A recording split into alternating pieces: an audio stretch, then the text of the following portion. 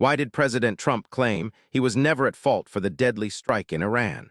The answer reveals how political responsibility and blame are shaped in high-stakes conflicts.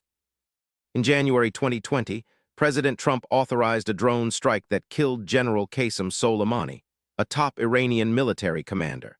He framed this as a preemptive act to prevent imminent attacks on American personnel. Trump claimed the strike was necessary for national security and argued that it was a justified and measured response, thus positioning himself as acting responsibly rather than at fault. President Trump consistently shifted blame away from himself by emphasizing Iran's aggressive behavior and threats. He portrayed critics, including political opponents and media, as misunderstanding or undermining U.S. strength.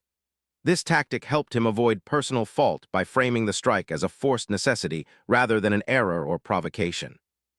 Political messaging played a crucial role in Trump's response. By never admitting fault, he reinforced his image as a decisive leader protecting American interests.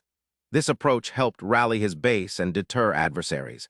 The framing of the strike as a success, not a mistake, was key to managing public perception and international relations. President Trump's refusal to accept fault for the deadly strike in Iran reveals how leaders use language and strategy to shape narratives in conflict.